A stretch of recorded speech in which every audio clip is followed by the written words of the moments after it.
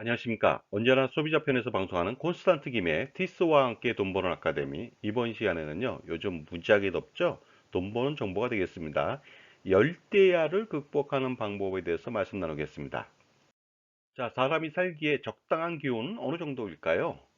약 17도씨에서 24도씨가 아주 쾌적한 기온이 되겠습니다. 그리고요, 혹시라도 17도씨 이하다. 그런데 한 데서 잠을 잔다. 그러면 동사할 수도 있습니다. 그 다음에 25도씨가 넘는다. 그러면 엄청나게 더운 밤 때문에 열대야에 시달릴 수 있고요. 그 다음에 하루의 일교차가 10도 이상 나면 굉장히 위험하잖아요.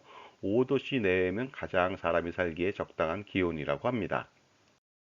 자, 그렇다면요. 열대야란 무엇일까요? 한자로 열대란 뜻이고요. 밤야자를 씁니다. 결국 뭐냐면요. 밤의 기온이 25도씨 이상 지속되는 경우를 말합니다. 이때 밤이라고 하는 것은요.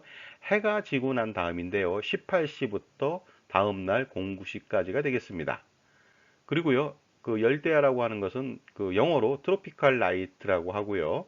30도씨 이상인 경우도 있겠죠. 이랬을 때는 초열대야 현상이라고 합니다. 열대야와 관련돼서는 재밌는 이야기가 있습니다. 우리나라 기후는 열대일까요? 온대일까요? 열대야, 온대야. 온대이지만은 아열대 기후를 띠는 경우도 있습니다. 열대야, 무슨 뜻일까요? 찬물 열대야를 끼얹어도 엄청나게 더운 날씨가 바로 열대야 아니겠습니까? 열대야라고 하는 말은 언제부터 썼을까요? 이 말은요, 기상수필가인 일본의 쿠라시마 아치시가 1966년도에 출판한 일본의 기후, 니혼노 기꼬에서 유래됐습니다. 그래서 우리나라 같은 경우에는요, 1975년도부터 최초 언급이 되어 있는데, 1994년도부터 대폭염으로 인해서 국민적 관심을 끌기 시작해서 그 열대야란 내용의 말이 널리 퍼지기 시작했죠. 1994년도에는요, 무려 31일간 열대야가 지속됐습니다. 자, 그렇다면요. 열대야가 발생하는 시기는 언제일까요? 당연히 장마철 이후 북태평양 고기압이요. 본격적으로 한반도에 확장하는 시기가 되겠습니다. 한여름이라고 하죠.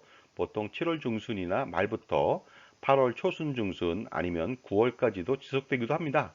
그 다음에 지금 왜 이렇게 더울까요? 이것은요. 장마 휴식 기간 중에도 열대야가 발생할 수가 있습니다. 그 다음에 소강 상태가 가끔 일어나는 경우도 있는데요. 이때는 소나기가 온다든가 집중호우가 발생한다든가 태풍이 부는 경우에 그 열대야를 피할 수가 있는데 이때는 피해도 감수해야 되겠죠. 열대야가 발생하는 원인은 무엇일까요? 그것은요. 한낮 내내 내리쬐는 불볕더위하고요. 그 다음에 무더위 때문에 발생합니다. 무더위라고 한다면 찜통더위를 말하는데 이러한 더위 기운이요. 저녁과 새벽까지도 가시지 않고 남아있기 때문에 그렇습니다. 이러한 열대야의 대표적인 폐해는 무엇일까요? 그것은 밤잠을 제대로 자지 못하는 수면 장애를 일으킨다는 것이 되겠습니다. 그로 인해서 생활 리듬이 깨지고요. 업무 효율이 떨어집니다. 그런데 이러한 열대야를 극복하는 방법이 있을까요? 제일 먼저 생각할 수 있는 것은 바로 시원한 에어컨을 무제한 가동하면 되겠습니다.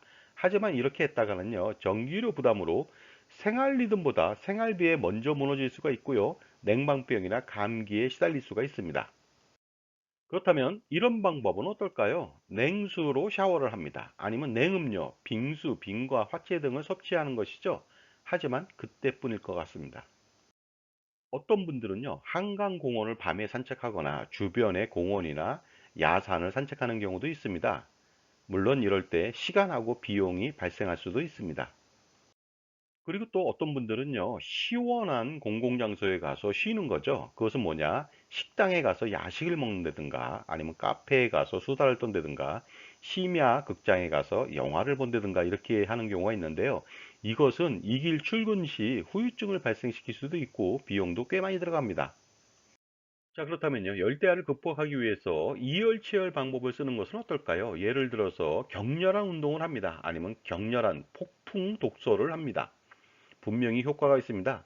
그 운동과 독서 이후에 샤워 후에 피곤해서 쓰러져 잘 수도 있습니다. 이런 경우도 있겠죠. 뭐냐면요. 괴기, 공포영화, nap양 특집을 시청합니다. 요새는요.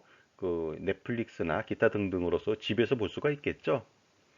자, 그런데 이런 영화를 보면 순간만 오싹하고요. 오히려 그 괴기 영화를 보면요. 많이 먹어서 비만이 올 수도 있습니다.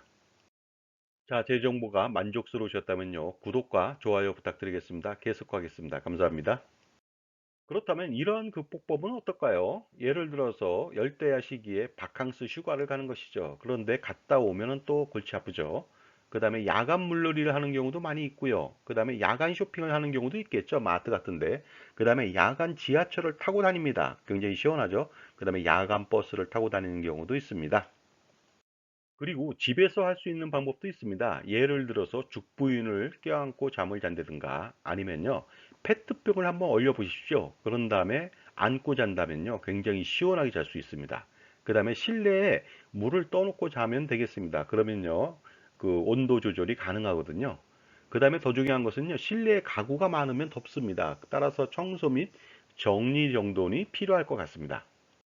그리고요, 실내 환기를 자주 해야 될 것 같습니다. 그 다음에요, 덥다고 벗고 자는 것보다는요, 얇은 옷을 입고 자는 것이 훨씬 더 시원하게 느껴집니다. 그리고요, 인공지능 에어컨을 가동하면 되겠습니다. 잠자는 동안에 간헐적으로 10분, 20분 가동시키면 되겠습니다. 그리고 이런 방법도 있겠죠. 야근을 많이 합니다. 열심히 일하면 잠도 잘 잘 수가 있거든요. 베트남에 삼성전자 직원들이 있습니다. 그 사람들은요, 굉장히 더운 날씨 때문에 회사에 남아서 야근을 많이 한답니다. 왜냐하면 회사 내에는요, 에어컨을 계속적으로 틀어주기 때문에 그런다는 말도 있습니다. 그 다음에요, 찬물 족욕을 가끔씩 해주면 좋습니다. 일본 사람들은요, 머리가 따뜻하면 잠을 잘 자고 한국 사람들은 발이 따뜻하면 잠을 잘 자는데요. 당연히 그렇다면요, 찬물로 족욕을 한다면 효과적이겠죠. 그 다음에 음주를 하는 사람들도 있는데요. 이것은 후유증이 굉장히 많이 생깁니다. 당장은 음주를 통해서 어느 정도 그 열대야를 극복할 수 있다고 판단하지만요. 다음날 숙취 및 악순환이 반복되니까 조심할 필요가 있습니다. 자, 끝으로 열대야 시기에는요, 조심할 필요가 있는데요. 그 몇 가지 주의점을 안내해 드리겠습니다. 첫 번째는요, 밤낮으로 흘린 땀 때문에 충분한 염분을 섭취해야 됩니다. 따라서 라면이라든가 아니면 찌개류 같은 경우, 김치찌개 같은 경우 많이 드시면 좋겠습니다. 그 다음에 충분한 영양 공급이 필요하다고 볼 수가 있겠고요. 그리고 더 중요한 것은요, 밤잠을 설치다 보니까요, 충분한 수면이 필요한데, 오수나 오침, 그러니까 낮에 10분, 20분, 30분 자는 것이 굉장히 중요합니다. 그리고 열대야 시기에는요, 재무 설계적 아니면 자산 관리적 시각에서 본다면요, 무조건 참고 버텨야 됩니다. 왜 그럴까요? 더운 것이 추운 것보다 훨씬 낫기 때문에 그렇습니다. 난방비가 냉방비보다 배 이상 들어가는 거 아십니까? 그러다 보니까 어떻습니까? 참고 견디는 것이 훨씬 더 효과적이라고 볼 수가 있겠습니다. 자, 지금까지요, 열대야에 대해서 알아봤고요. 열대야를 효과적으로 극복할 수 있는 방법에 대해서 서로 말씀 나눴습니다. 감사합니다.